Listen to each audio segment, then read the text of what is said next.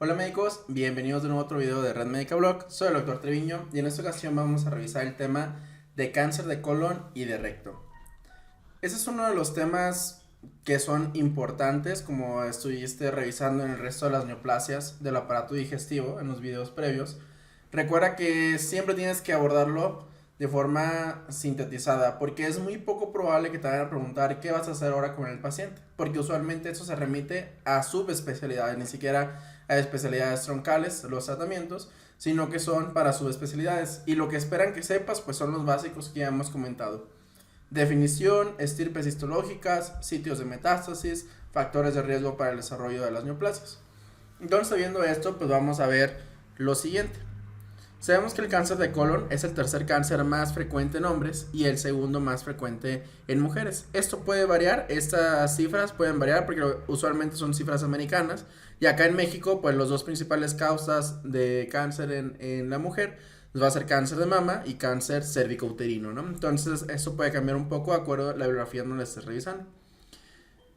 Esto pues, va a tener un 10% de mortalidad. Antes se consideraba raro, más que nada por los estilos de vida y por la esperanza de vida propia de los seres humanos.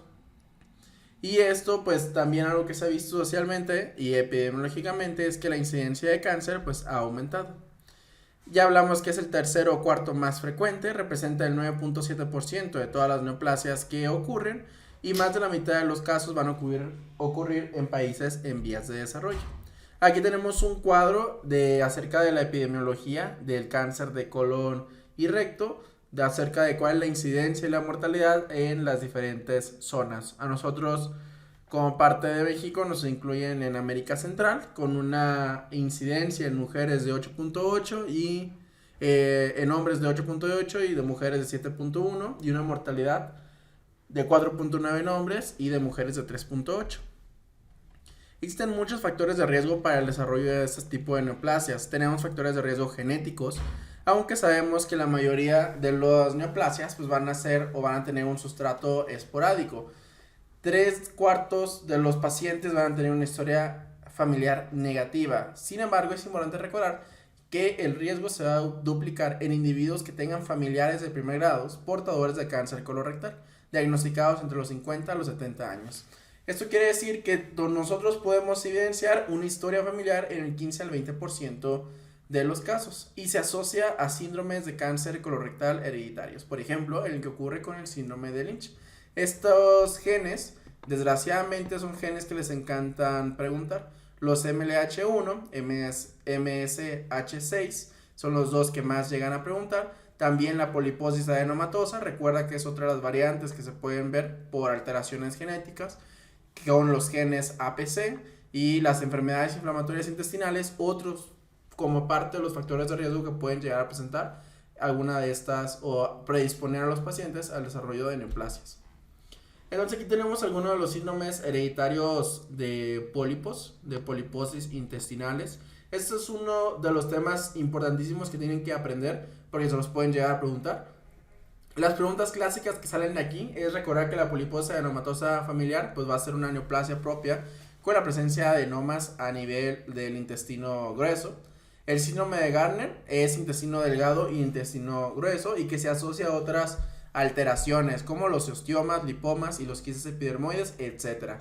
El síndrome de Turcot, no lo olviden, son los tumores encefálicos, también se puede asociar al mismo. Los síndromes sin poliposis, aquí tenemos los síndromes de Lynch, y recuerda que el síndrome de Lynch se va a asociar también a otros tipos de neoplasias, principalmente endometrial y ovárico. Pregunta clásica que suelen hacer, entonces no se les olvide esto. Otro de los síndromes del síndrome de Peutz-Jeghers, recuerda que esta es la pigmentación mucocutánea, es muy clásico los lunares, si los quieren ver así, o la presencia de los pigmentos a nivel de los labios. También los tumores de ovario, mama, páncreas y endometrio se encuentran asociados. Y otro es la poliposis juvenil, ¿no?, que se asocia a otras anomalías congénitas. Eso es muy importante tenerlo como que en cuenta, recordarlo, porque a veces pueden ser preguntas cerradas que les llegan a hacer. Además de esos factores genéticos, tenemos factores ambientales. Esos factores ambientales pues se relacionan mucho al estilo de vida nuevo que existe en los seres humanos, de acuerdo a cómo hemos avanzado como sociedad. El alcohol, la obesidad, el consumo de carnes rojas o de embutidos aumentan el riesgo y predisponen al desarrollo de cáncer colorectal, principalmente porque alteran la microbiota intestinal, producen mayor estreñimiento, mayor necesidad de estar produciendo cambios a nivel de la mucosa que puede aumentar el riesgo del desarrollo de pólipos que obviamente posterior van a desencadenar el riesgo de evolución a lo mejor de cáncer colorectal. Y esas son algunas de las características del alcohol, de la obesidad, de la carne roja que se pueden asociar a las neoplasias. Hay algunos factores protectores, como la mayoría de las cosas, puede haber identificado algunos factores protectores, principalmente la fibra. Por cada 10 gramos de ingesta diaria va a disminuir un 10%, la leche por cada 200 mililitros diarios disminuye 10% y el calcio, que también se puede asociar a la reducción del riesgo de cáncer colorectal. Aquí tenemos un diagrama acerca de cómo es la evolución propia de la carcinogénesis. En esta primera imagen tenemos un colon normal, en esa segunda imagen tenemos una mucosa en riesgo por la razón que sea, ¿no? O sea, causas hereditarias, genéticas, factores ambientales. Simplemente es una mucosa en riesgo. Aquí abajo hacen esas teorías muy recientes en las que hablan acerca del primer hit y del second hit o del segundo hit, en donde se supone que tienes un primer hit porque tienes una anormalidad genética o somática, sin embargo no existe expresión todavía, por ejemplo el APC, este cromosoma también es importante que se lo recuerden porque es pregunta difícil de exámenes, y esto posteriormente un segundo hit va a predisponer al desarrollo de la presencia de mutaciones. Estas mutaciones, como pueden ser a nivel del P53 o del KRAS, van a producir la presencia de adenomas. De acuerdo a las características de los adenomas, es el riesgo del desarrollo de cáncer colorectal. Este adenoma, en su curso evolutivo, pues es al desarrollo de una neoplasia. Entonces sabemos que lo más frecuente del desarrollo van a ser el desarrollo de adenomas tubulares hasta el 75%, después los túbulo-vellosos, después los sessil-aserrados. Las características de cada uno de ellos son los que van a predisponer más que la variante como tal, al predisponer al desarrollo de un carcinoma. También recordar que la mayoría de los cánceres de colon y recto, el 95% van a ser adenocarcinomas. Eso es pregunta clásica de examen. Nunca se les olvide que tienen que estudiar las variantes histológicas porque es lo que les pueden llegar a preguntar. Entonces aquí tenemos algunos factores predictivos para el desarrollo de transformación maligna de un adenoma a otro. Sabemos que los tubulares son los de menos riesgos, mientras que los vellosos son los de más riesgo. De acuerdo con esas crucecitas, los túbulo-vellosos los encontramos en estos lados. Los sésiles pues aumentan más el riesgo que los pediculados. El tamaño es muy importante. Los pólipos menos de 1 centímetro, que sean tubulares, que sean pediculados, usualmente se les puede hacer vigilancia o retirarlos sin otro tipo de riesgo. Sin embargo, aquellos que ya midan más de 2 centímetros, este riesgo aumenta hasta el 20 al 50%. El problema de las lesiones sésiles es que la superficie, al no estar pediculadas o no tener un lugar donde pueda ir el asa de la endoscopía, por decir algo, y llevárselo, es más complicado hacer las resecciones de estos adenomas. Entonces, por eso aumentan el riesgo de desarrollo de malignidad. El riesgo relativo va a aumentar con el número de adenomas. Es por eso que en los síndromes familiares polipósicos, pues aumenta relativamente el riesgo porque aumenta en la cantidad de adenomas. Y también la displasia. A bajo grado de displasia tiene un 6%, mientras que un alto grado va a aumentar este riesgo de malignidad hasta el 35%. ¿Cómo puedo yo determinar si mi paciente tiene un cáncer de colon y recto? Pues hay muchas manifestaciones clínicas: debilidad, diarrea, estreñimiento, pérdida de peso, dolor abdominal intermitente, que es un dolor vago. También se puede asociar a cambios en el hábito intestinal, a hemorragias del tubo digestivo bajo, a tumoraciones palpables, anemia ferropénica de moderada a grave o obstrucción. Usualmente, ¿qué es lo que te van a decir en tu caso clínico? Pues te van a poner pérdida de peso, te van a poner diarrea y estreñimiento, o sea, hay cambios en el hábito intestinal, y pueden o no hablarte de la presencia de una hemorragia digestiva o un paciente con obstrucción. También cualquiera de esas dos pueden ser como que motivos por el cual el paciente ha llegado en tu caso clínico a la consulta, urgencias, y pues tiene factores de riesgo y ya tú sabes que va más o menos por ahí la cosa. Lo que te va a diferenciar de otras neoplasias gastrointestinales es principalmente las características de cambios en el hábito intestinal. Eso es tu pilar, porque al final de cuentas el cáncer gástrico también puede tener pérdida de peso, el cáncer de páncreas puede tener pérdida de peso, el cáncer hepatocelular también puede tener pérdida de peso. Sin embargo, los cambios en el hábito intestinal es algo que sí te van a preguntar, casi exclusivo de estas neoplasias. ¿A dónde metastatizan estas tumoraciones? Pues principalmente lo hacen a nivel hepático, es lo más frecuente. Puede ser también a nivel pulmonar y a nivel del sistema nervioso central o a nivel del cerebro, ¿no? Las metástasis a nivel hepático son las que te pueden llegar a preguntar, entonces es muy importante eso. Aquí se ve una imagen en donde se observa una tomografía con lesiones a nivel de todo, pues a nivel de todo lo que representa la masa hepática, las estamos viendo, y al ser múltiples, redondeadas, probablemente se tratan de metástasis, ¿no? Entonces, ¿qué hacemos con nuestros pacientes? Ya estoy con que mi paciente pueda que tenga un cáncer colorectal, pero ahora, ¿qué le hago? ¿Cómo lo trato? ¿Qué es lo que le voy a seguir? Sabemos que uno de los primeros estudios que se tienen que realizar son la sangre oculta en heces. Las directrices cambian de acuerdo a la guía de práctica clínica, sin embargo, esas directrices, que son directrices internacionales, pueden ser tomadas apropiadamente, a mi parecer, y es más fácil recordarlas. La sangre oculta en heces la vamos a encontrar en mayores de 50 años y vamos a tener un guayaco positivo que va a representar una sensibilidad del 92%. Al tener una sensibilidad alta representa un estudio de screening, no tanto un estudio que podamos realizar para hacer el diagnóstico.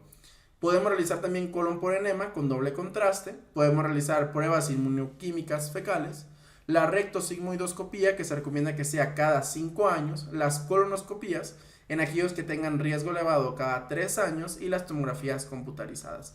Importante que aquí los lineamientos que nos marcan las sociedades mexicanas y la guía de práctica clínica es que a todo paciente que sea mayor de 50 años se recomienda que se realice una colonoscopía y posteriormente la colonoscopía se realice cada 10 años.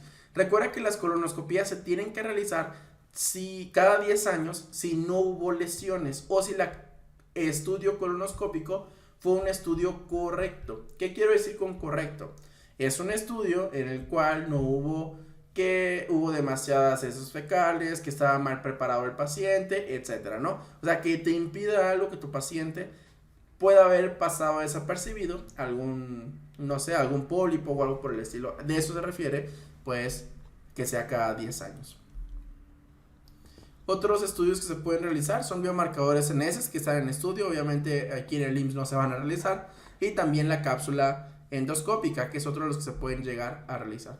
Aquí tenemos algunos de los beneficios de la reducción de la mortalidad y la reducción de la incidencia de acuerdo a las características de nuestras técnicas de diagnóstico. Al final de cuentas, recuerda que la colonoscopía es el gold estándar para la identificación de cáncer de colon y recto.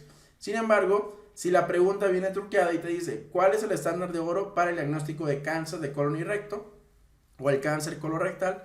Recuerda, el gold estándar al final de cuentas no va a ser la colonoscopía, va a ser la colonoscopía con toma de biopsias y resultado de histopatología. Si te vinieran colonoscopía, biopsias o prueba histopatológica, pues al final de cuentas la que gana es la histopatológica. Eso es muy importante que lo entiendas muy bien porque te lo pueden preguntar de diversas formas en el ENARM. Entonces, importantísimo que esto no pase desapercibido. Aquí tenemos otros estudios de colonoscopía donde se van a evidenciar, por ejemplo, que se les puede poner luz blanca para determinar las lesiones. Aquí se identifica muy bien el tipo de lesiones que se pueden llegar y también se les puede hacer cromoendoscopía. ¿Para qué? Para identificar el tipo de lesiones más específicos. Por ejemplo, aquí se identifica una displasia de bajo grado. Aquí vemos toda una mucosa que se encuentra alterada y también la presencia de pseudopólipos. Estos son los estadios TNM. Ya sabes que siempre lo he dicho en la mayoría de los videos. No te preocupes por aprenderte estas cosas. Es muy difícil. Poco probable que te los vayan a preguntar. Y si te los preguntan, poco probable que te vayas a acordar. Entonces, a mi consideración, la verdad es que estas cosas no se las aprendan. Tal vez esta descripción rápida sería de utilidad para tratar de aprendérselos. Recuerda que la T habla del tejido, la N habla de los ganglios y la M habla de metástasis, ¿no? Como cosas muy generales. Pero a mi recomendación, yo no me aprendería nada de esto. ¿Por qué? Porque al final de cuentas el tratamiento es quirúrgico. Siempre la cirugía va a ser el pilar del tratamiento curativo, siempre y cuando que tu paciente no tenga metástasis. En el ENARM no te van a preguntar acerca de tratamientos. ¿Por qué? Porque te digo, son tratamientos de subespecialidades, ni siquiera son de especialidades médicas. Entonces, en ese sentido es un poco complicado que alguien se vaya a atrever a preguntar. Si te toca la mala suerte, recuerda, ve muy fácil, el tratamiento siempre va a ser quirúrgico. Y aquí hay una tablita en la cual pues está más o menos resumido qué es lo que te pueden llegar a preguntar acerca de cada uno de estos estadios del TNM. Importantísimo esto también. La supervivencia a 5 años siempre es importante estarla buscando en tus preguntas del ENARM o en tus temas que estás estudiando de neoplasia y todo eso, porque es algo que también suelen preguntar muchísimo. El pronóstico va a ser dependiente tanto del estadio, de la edad del paciente, de la invasión ganglionar que tenga, si tiene obstrucción o perforación, si tiene marcadores bioquímicos o moleculares alterados y si tiene un grado de tumoral alto, pues obviamente el pronóstico se va a hacer más oscuro. La vigilancia se puede realizar con seguimientos con el antígeno carcinoembrionario, con la radiografía de tórax de forma anual, con colonoscopías y con TACs abdominales. Y por último aquí tenemos parte del algoritmo que viene en la guía de práctica clínica del cáncer colorectal. Recuerda que aquellos pacientes mayores de 50 años asintomáticos, vamos a realizarle, si son de poblaciones de bajo riesgo, o sea, no tiene antecedente de factores de riesgo, le vamos a realizar una sangre oculta en heces.